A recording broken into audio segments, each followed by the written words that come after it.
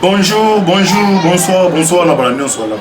Il y a Jérémy TV, Mbote Nabino, Mbote Bozali, Ebele, partout dans les mondes, Bozol, on a besoin par là-bas, Internet, on a une vitesse, la moni, pasteur, c'est ça, mon manga, na mon on a une Sylvestre, na Ouganda, tu es en Europe, maman, qu'on déchire à la mer des opprimés, na Belgique, moi, des Charlotte, na France, maman, Kaba, Charlotte, vous en Asie, Océanie, en Afrique, précisément, en Angola, mon docteur Emery, sans oublier, en République démocratique du Congo, et Saline de Konabino, Moïse Mao Kantibal, l'émission Bolingaka, Moïse dans la politique. Autre c'est la décryptage et actualité politique. Merci ming na de caméra, waza si ma caméra na et gêné d'offre na. Vous mon asko antiba la commune sécurité makasi. Vous mon wabi fati na ba collaborateur na ado ça les gars et gêné ya fati, gêné ya fati. Vous avez battu dira des ans mbongo ya kotongo bandako wa utina mato. Ya mato ça asko antiba doso yi atapo na baton de déjà a antiba azé premier lit côté ezekili. Retourner un petit peu, au moins la tête de un petit peu annoncé retourner. Ah, les autres limbola, d'être awa, délégation il y a des militaires qui vont se diriger vers Ndakou ya Kalev. Donc va lancer les mandats, va y mano militaire. Mano militaire va côté Tina Kacha chambre au Kalev. Et donc il y a bando sala baninga, au sala Frank Dion à côté na Kacha chambre. Voilà, on a dit Frank Dion, Tina Kacha chambre Kalev. Quand Frank Dion le lot mukile baluki, mukile tata njambo monde votre planète ezao. Donc il y a tata la bête la moto donc vous savez baninga lelo lobe ko baloke là dentro ba awa Kalev muto mano militaire bazo kangaye akena répondre ba artwa comme awa salaki donc ana datango ya Kabila den IGF za makasi Kabila neze ane donc ane so poti kuna so ko bimio ko ma politique c'est koza kindoki ba yo pena yo za kindoki te pas o eza kuna eza lifelo o walinga mona so la lifelo ze ane ya Kabila wana eza na budo babomi bato belé à niveau année wana alors les loyo nzamba loyo atopuya mutaza internet keza yemo konzamba mutu mo utaza internet les lo Kalev mutombe le tout puissant l'homme à la gâchette facile on va ne ko éliminer bato bomi bato belé les loyo dès dans sa l'émission déjà une forte délégation ba ke ndoko zoaye ba ozoe mano militaire ba ozoe ba ya répondre ba out na mais le likamo no ya ana limbo la makaisa le ma capitale ya révélation ya bateau rempli oyo colonel Edi Kapen à Sali pour na makametali ya origine ya Kabila na liwe ya musée à Sala qui bateau rempli na un journaliste ya Jeune Afrique ouais antiba de to ba toujours ba antiba ko mission mais na kacha chez mais que vous la premier bateau vous la informer ba bateau rempli bande Edi Kapen à Bimi non ça les révélations beauté mais c'est pour toute première fois on appelle ça la révélation appelle d'abord origine à Kabila Deni Kabila comme Kabila awa nous serons au ça joue à procès donc faut monter bande bateau na wa révélation antibal aux hommes boye ba détail ya Edi Kapen na pesi pour na Kabila ndenge nini ayaki ade ba préparer qui donc ba révélation joue tiens on a RTNC za ba révélation ma makasi mingi yo to ba awa pe John Mumbi bazo baté azana kati ya faire ma kinga kati na ferme ya na ferme ya diva Lubumbashi ba ça déjà quitté déjà donc des tombé to ba awa tous les bagarres à Kabila ya bana mungo balongo le ba peso ba policier parce que le bozo kam ça ba policier la majorité ba beza ba combattre IDP so ba o ba recruter les nouveaux recrues so combattant so sécuriser Kabila ya maman livre et aussi passer des pas ne to ba awa bana mo mon ba baza niveau ya GLM mon on ba ventir les gars tongo moka wana général Chiwa batam na jeep ana première barrière par exemple bana ka gano ndebo za we bolo bozo ba arme ya bino OK na caserne bango misala olive so na tongo ati ba $1000 ba tara abiso so za bata Kabila to longa te tout na ba de ko baza na niveau ya Gombe na GLM mais c'est passé comme Chiwa batama ero kitana jeep de ba lokota bango boke ota tous les barrières de barrières tombées sans résistance tone to ba awa Kabila ba boto ni bana mu nyonso ba pesi ba police so ba police ngo na ebitenga no senga na Kabila ça sera mieux lukata ba jeune PPRD basi ils ont ba to ba police les sont les combattants oyo bomi ouais ba dira 18 ans alors ba révélation à bateau ropi oyo colonel Edi Kapen a pesi na journée sa RFI pour de Jeune Afrique un d'abord origine ya Kabila donc ba révélation moro grave Edi Kapen et ventre les bois. Les origines cachées de Joseph Kabila jusqu'à son accession au sommet de l'État congolais. Origine à Kabila, bien comme la tête en boca. Quand on va parlement des voix, il dépasse Kabila. Aza Wande, nous sommes ici, c'est pas mentir.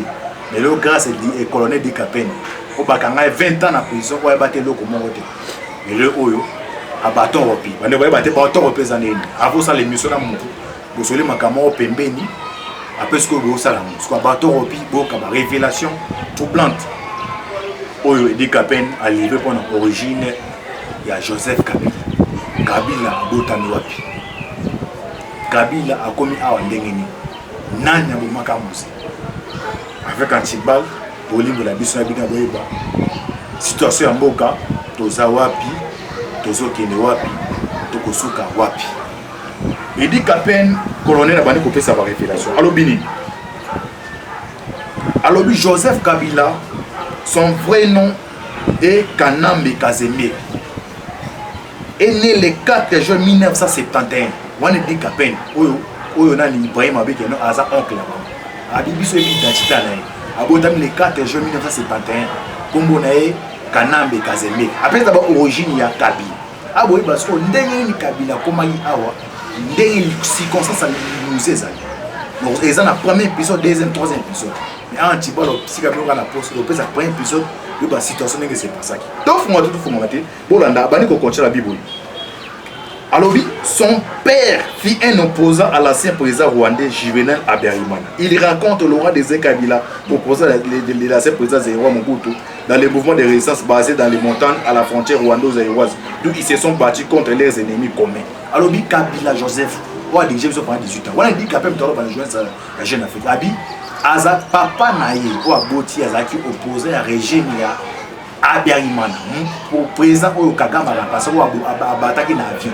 Abi yena Kabila musée bazaki ba ami. Donc ba ami muzazo azo bundisa a ba renverser Mobutu côté au na niveau Rwanda papa ya Kabila zo bundisa a renverser Juvenal Habyarimana. Nous avons fait la révélation des alliés colonel Edi Kapen. Voilà qui rapproché à Kabila. À bâton repi. Ce qu'on a tout dans mon colo L15 Segoya. Voilà procès direct n'est à Kamé des alliés au souk en dégâts. Bon mon que mon kilo t'attend jamais ça sera nous ça la malam pour na lobby Segoya pour bekoyate. À continuer Edi Kapen à lobby na jeunesse ligne. Tu n'as juste après ça va révélation peut-être que jeunesse à sali bâton. Le bâton repi au sola montou enregistrement. Edi Kapen a continué à l'Oïboui.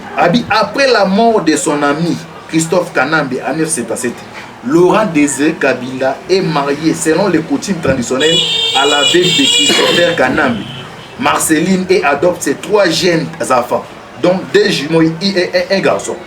Il y a deux jumeaux, Jenny Kanambe, Ipode et Zoé, adopté. Et Baba, Niwa ya papa ya Kabila. Alors, après circonstance, Niwa ya papa Kabila, Bouboma qui est ndegeni.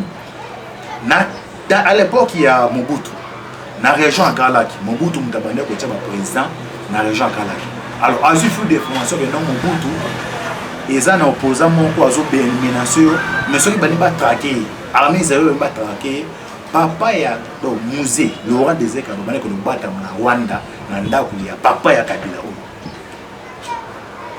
Mobutu a tenu service à rassemblement à l'époque. À cause de la bino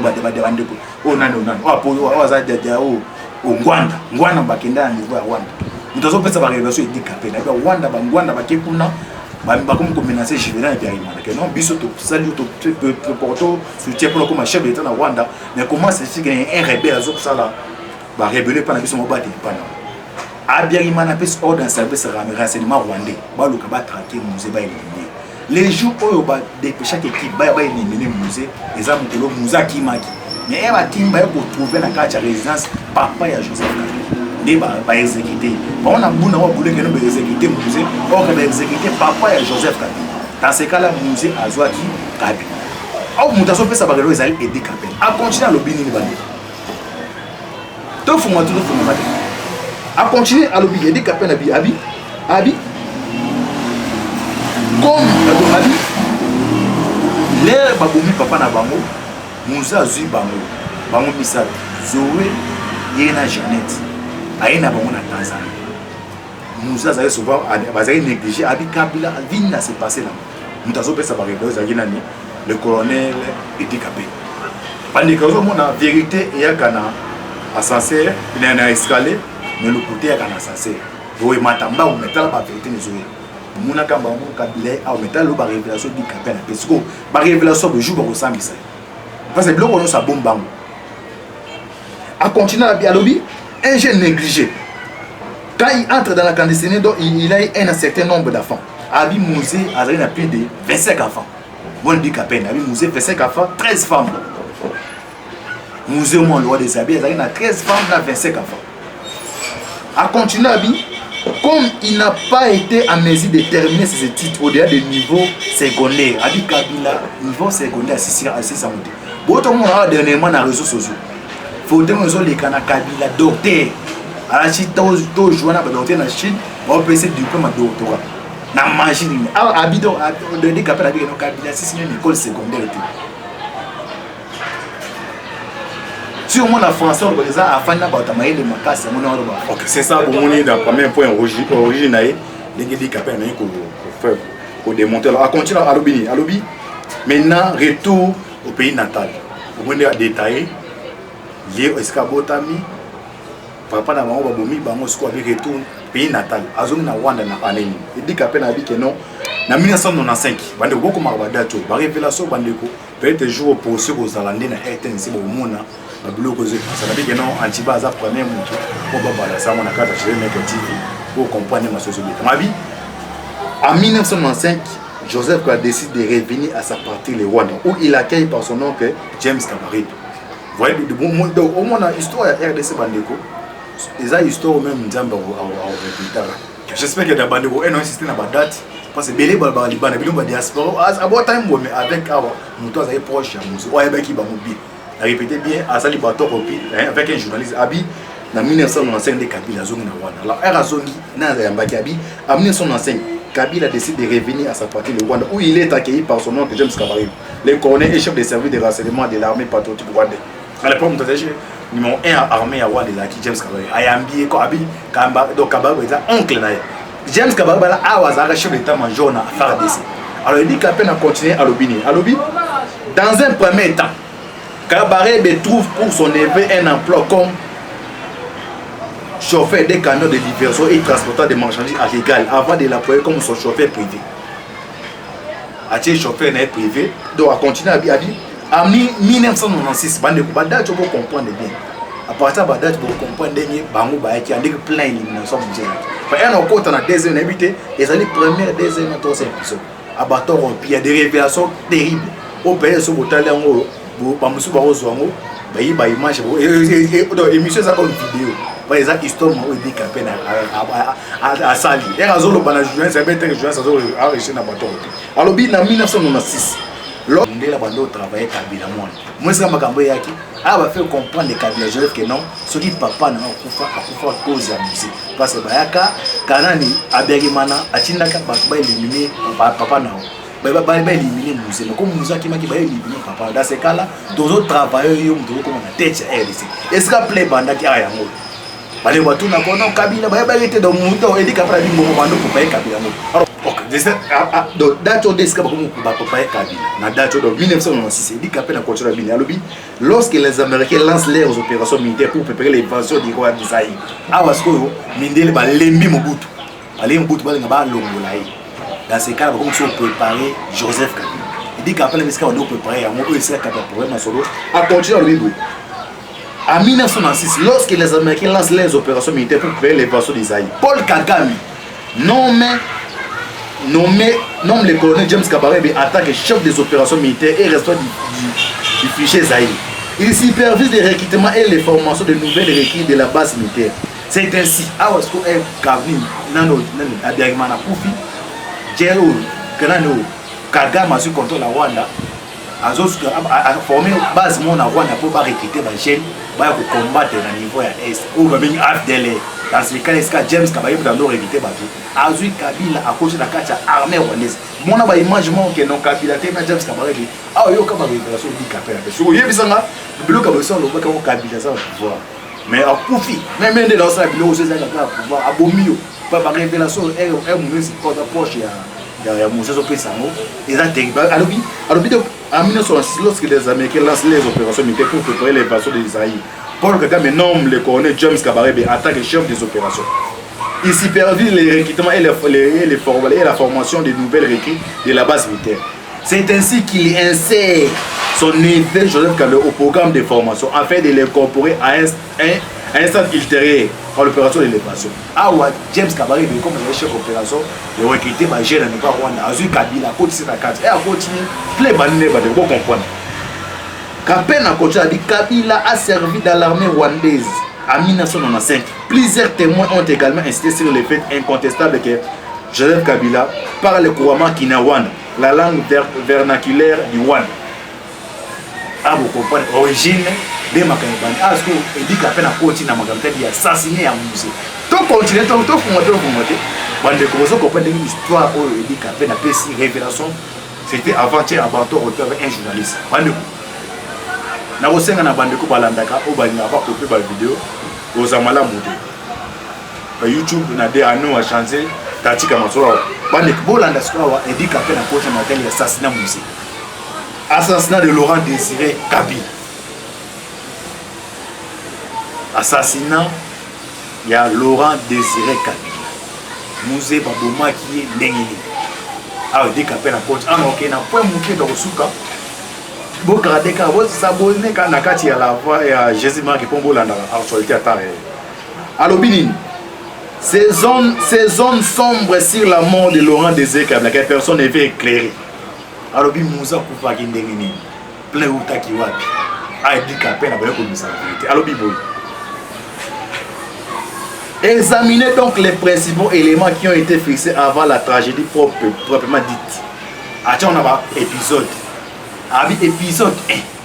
Bolanda bien bandu. Bolanda bien, il dit qu'à peine révélation sur l'assassinat de Moussé Laurent Désiré Kabila. Alobi. Kinshasa, octobre 2000 ans. Arrestation de Madame Sif. Est-ce que vous dites que non, na 2000 ans, une année avant Liwa Moussé, maman Sif a kamaki à côté pour ça makala. Il dit qu'après Alobi, dans le bateau, Antiba soit comme se déchaîner. Na pas na bateau bien n'a pas intimidé parce que émission les émissions comme ils ont érotique à la braver. La chaîne pour comprendre les révélations. Il tire la graphie pardon la chaîne. Alors Alobi na octobre 2000 maman Sifa ou baza maman Kabila. Bakangaki pour dire il dit qu'appelle la portière Alobi maman Sifa présentait à tort comme étant la mère biologique de Joseph Kabila et congolaise. Et c'est l'une des nombreuses épouses déclarées ou connues de Laurent Désiré Kabila. Alobini dit qu'Apenabi, maman Sifa vivait avec son mari dans le palais des Marbres, la résidence officielle du chef de l'État, quand à la fin octobre de l'an 2000. Laurent Désiré Kabila a un confort servi après un repas. En octobre, Moussé, Balambi Bilo connaît président Balambi, l'ancien Balambi. Assis au lit. Donc, on peut savoir la révélation, comme les émissions, il dit qu'Apenabi, Moussa Siskolia a senti malaise dans le cas de et c'est comme malaise dans le cas de avec un docteur, pas chef de l'État, avant il y a ta maman, ta tchéquine, ta maman Denise Alandi, les amas docteur, faut pas être. Moussa Siskolia a senti malaise à Kekola. Il va vérifier, découvrir si distance à poison. Non, répétez bien beaucoup dans la date. Nous avons arrivé là, c'est le colonel handicapé. Et là, un petit bas la ligne moaka, un petit bas la ligne moaka, Antiba est terrible.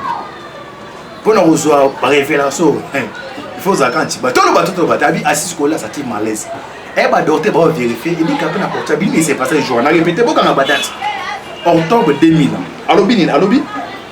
Maman Sifa vivait avec son mari dans les pays des Marbres, la résidence officielle du chef de l'État, quand à la fin octobre de l'an 2000. Laurent Désiré a un confort servi après un repas.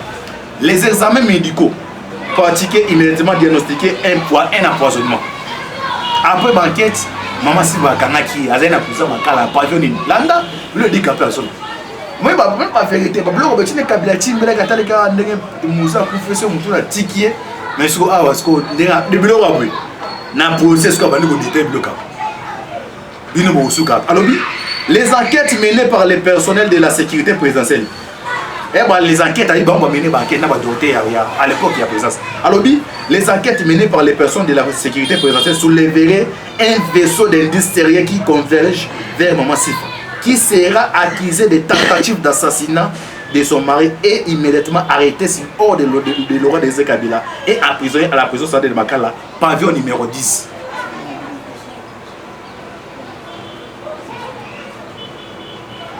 Vous découvrez que non, Bilo Kalamba qui est en poisson, Bakangi, qui est en pavillon 10. Nana Dimisa qui est à Kenda Kiwapi. Tout continue à sur le premier épisode. Quand on dit quoi, on tient à besoin de tirer la pose. Donc on tient à comprendre, maman si fallait Bakangi, il s'est passé. Et dit qu'après on dit que non, maman si va côté prison.